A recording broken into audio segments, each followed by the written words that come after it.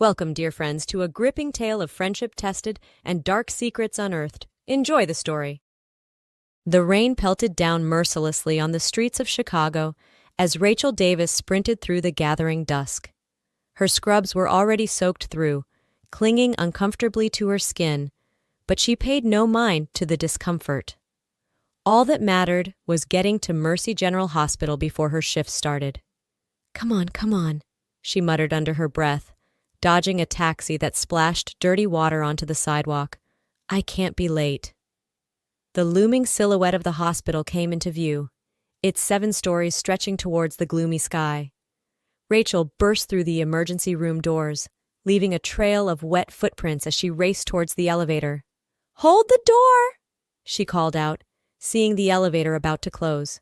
A hand shot out, stopping the doors, and Rachel slipped inside, coming face to face with Dr. Bennett, the head of the ICU.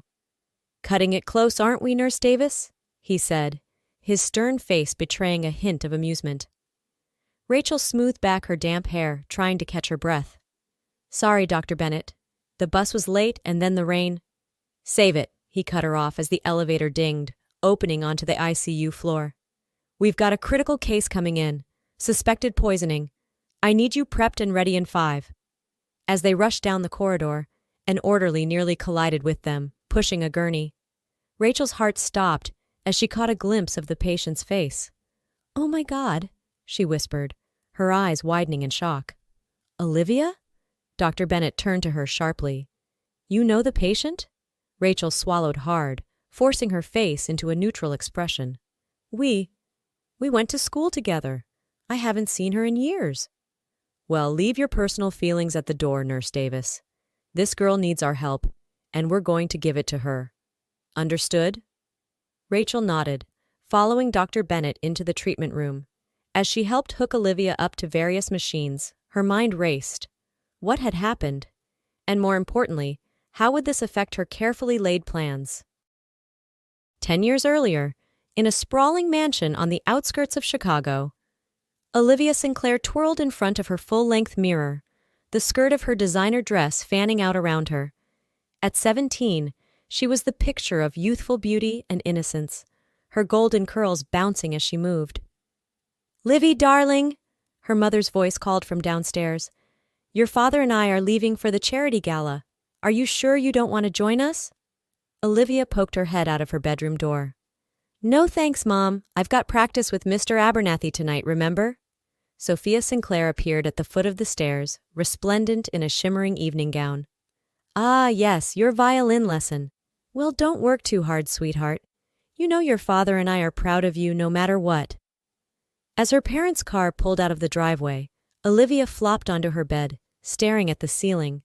She knew she was lucky. Her family's wealth meant she wanted for nothing, but sometimes she couldn't help but feel empty. The sound of the doorbell jolted her from her reverie. Rushing downstairs, she opened the door to find Rachel standing there, looking small and slightly damp. "Rach!" Olivia exclaimed, pulling her friend inside. "What are you doing here? I thought you had a family thing tonight." Rachel shrugged, her eyes darting around the opulent foyer. "Yeah, well, you know how it is. Mom and Dad started arguing, so I figured I'd bail." Olivia's face fell in sympathy. She knew Rachel's home life was far from perfect. "I'm sorry, Rach. Hey, why don't you stay for dinner? We can order pizza and watch movies after my lesson." Rachel's face lit up. "Really? That'd be awesome, Liv. You're the best." As they headed towards the music room, Olivia chattered away about her upcoming recital. Rachel nodded along, but her eyes kept drifting to the expensive paintings on the walls, the crystal chandeliers, the plush carpets beneath their feet.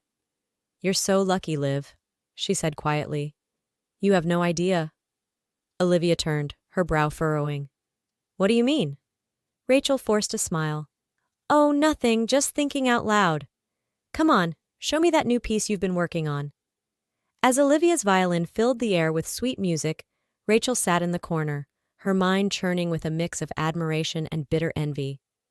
Little did either girl know that this moment would be the first step on a path that would change both their lives forever.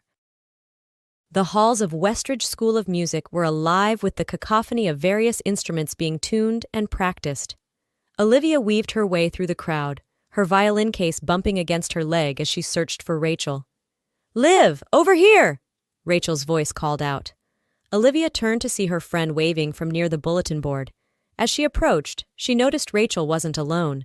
Standing next to her was a tall, lanky boy with tousled brown hair and wire-rimmed glasses.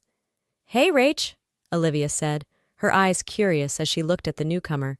"Who's this?" Rachel grinned, a mischievous glint in her eye. "Olivia, meet Lucas Green. He just transferred here. Lucas, this is my best friend, Olivia Sinclair." Lucas smiled shyly, extending his hand. "Nice to meet you, Olivia. I've heard a lot about you already." As Olivia shook his hand, she felt an unexpected flutter in her stomach. "Oh, all good things, I hope?" "Of course," Lucas replied, his smile widening. "Rachel says you're the best violinist in the school." Olivia blushed, shooting a mock glare at Rachel. "She exaggerates. So, Lucas, what do you play?" "Piano," he said, gesturing to the practice rooms. "In fact, I was just about to go warm up for my audition. Mr. Abernathy is evaluating me for a scholarship." "Oh, wow," Olivia said, impressed. "Mr. Abernathy is tough. Would you like an audience? Maybe I could give you some pointers." Lucas hesitated for a moment, then nodded. "That'd be great, actually. Thanks." As they headed towards the practice rooms, Rachel trailed behind, her earlier smile fading. She watched as Olivia laughed at something Lucas said, touching his arm lightly. "Yeah, thanks a lot, Liv," Rachel muttered under her breath. "Should have known you'd swoop in the moment a cute guy shows up." In the practice room, Lucas took his place at the piano, flexing his fingers before placing them on the keys. As he began to play, Olivia's eyes widened in amazement. His fingers flew across the keys, coaxing out a hauntingly beautiful melody that filled the small room. When he finished, there was a moment of stunned silence before Olivia burst into applause. "Lucas, that was incredible. Mr. Abernathy would be crazy not to give you that scholarship." Lucas ducked his head, a pleased flush creeping up his neck. "You really think so?" "I know so," Olivia said firmly. "In fact," she bit her lip, considering something. "What would you think about doing a duet for the spring showcase? Violin and piano?" Lucas's eyes lit up. "That would be amazing. Are you sure, though? I mean, you don't really know me?" Olivia waved off his concern. "I know talent when I hear it. Plus, I have a feeling we're going to be great friends." As they continued to chat excitedly about potential pieces, neither noticed Rachel standing in the doorway, her knuckles white as she gripped the frame. The look in her eyes was dark, a storm brewing beneath the surface. "Friends," she whispered. "Sure, we'll see about that." The years seemed to fly by in a whirlwind of music, laughter, and growing tensions. Olivia and Lucas's partnership blossomed both on and off stage, their duets becoming the talk of the school and their romance the subject of much gossip. Rachel watched from the sidelines, her resentment growing with each passing day. She threw herself into her music with a fierce intensity, determined to outshine Olivia, to catch Lucas's eye. But no matter how hard she practiced, she always seemed to fall short. One rainy night, after a particularly disastrous recital where she'd flubbed several notes, Rachel found herself standing on the edge of the Michigan Avenue Bridge, staring down at the churning waters of the Chicago River. It would be so easy, she thought, her toes inching closer to the edge. Just one step, and it would all be over. Just as she was about to lean forward, a gruff voice called out, "Hey, what do you think you're doing?" Rachel turned to see an old man in a fishing cap hurrying towards her. Before she could react, he'd grabbed her arm, pulling her back from the edge. "Let go of me!" Rachel screamed, struggling against his grip. "You don't understand! I can't do this anymore!" The old man held firm, his weathered face creased with concern.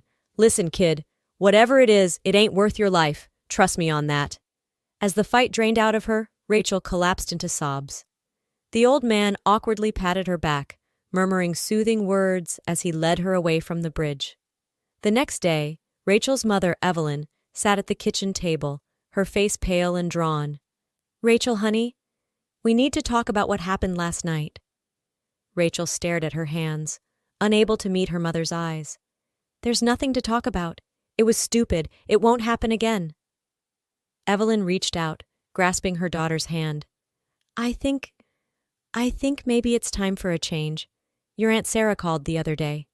She says there's an opening at the nursing school where she teaches. Maybe that would be good for you? Rachel's head snapped up. What? But what about my music? Evelyn's smile was sad, but determined. Honey, sometimes we have to let go of our dreams to find new ones. Music will always be a part of you, but maybe it's time to find a different path.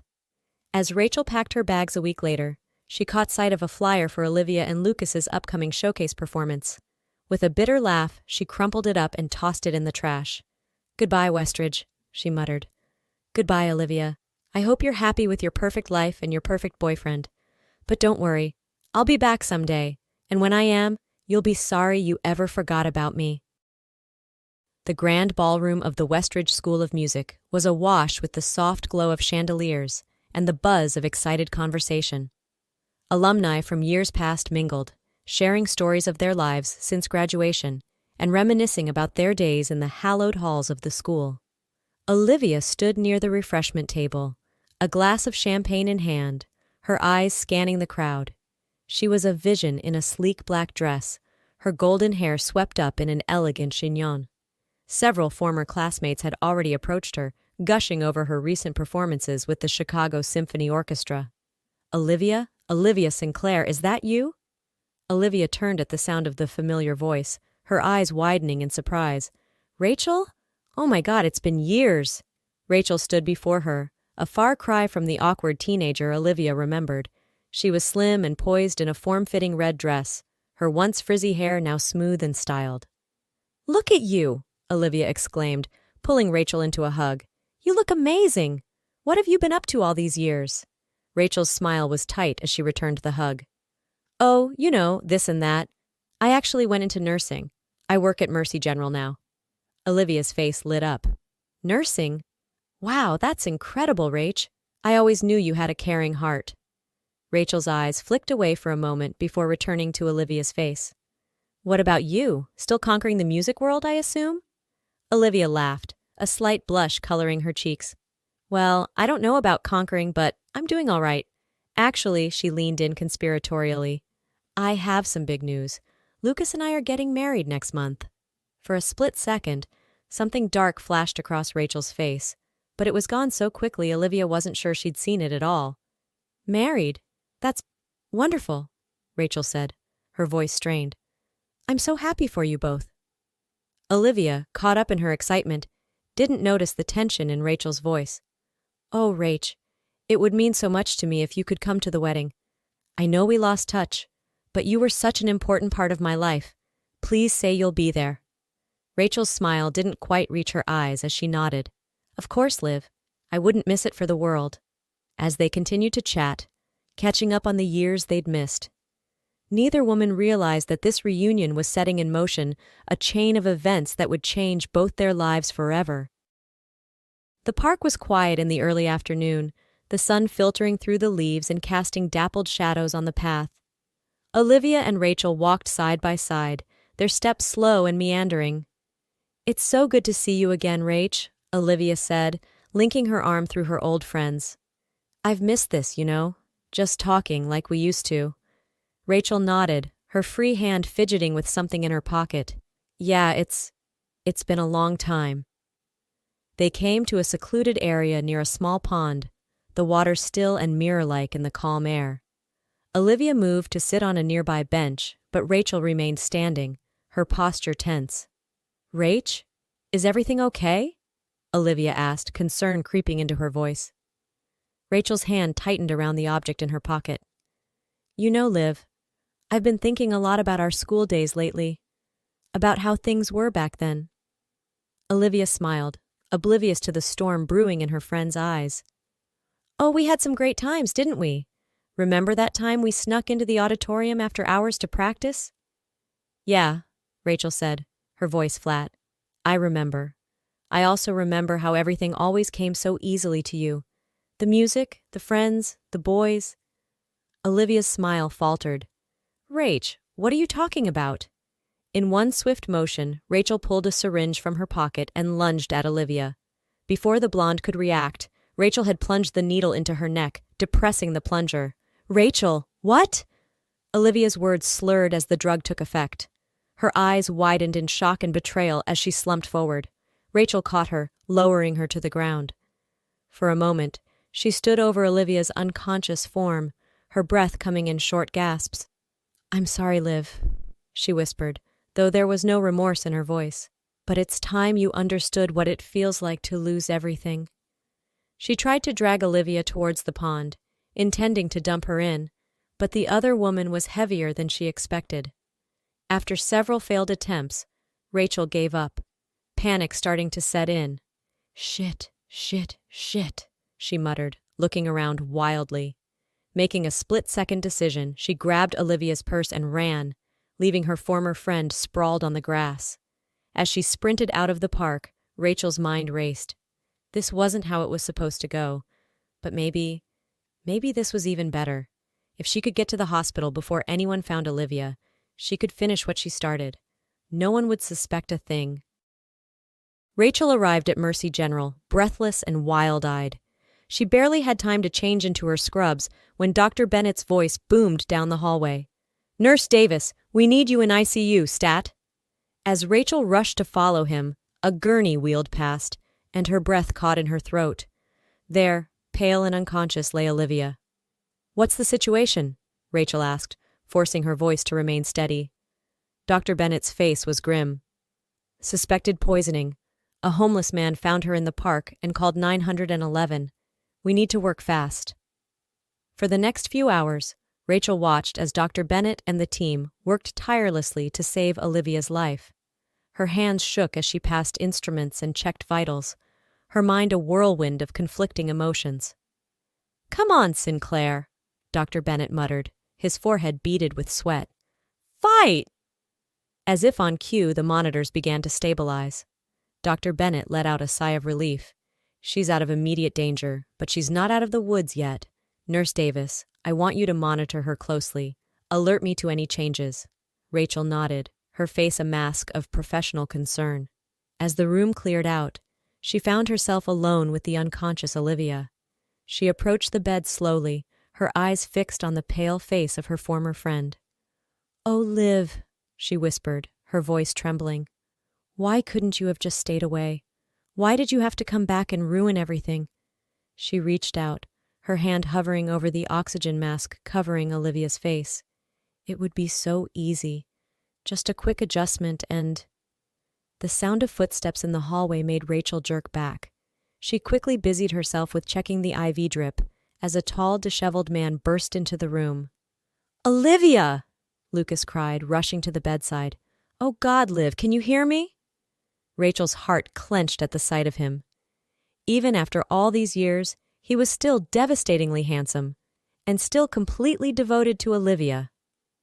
"Mr. Green," Rachel said, adopting a professional tone. "I'm Nurse Davis. I'll be looking after Olivia tonight." Lucas looked up, his eyes red-rimmed and desperate. "Please, you have to help her. She's everything to me."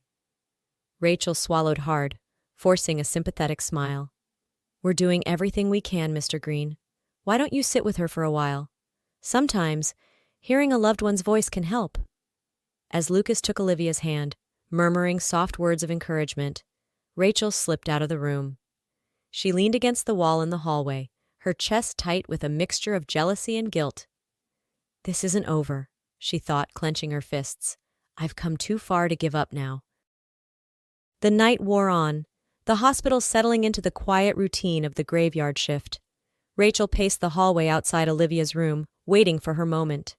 Finally, around 3 a.m., Lucas reluctantly left to get some coffee. Rachel slipped into the room, her heart pounding. To her shock, Olivia's eyes were open, unfocused but aware. Rachel? Olivia croaked, her voice weak. "Is that you?" Rachel froze for a moment, then slowly approached the bed. "Yes, Liv, it's me."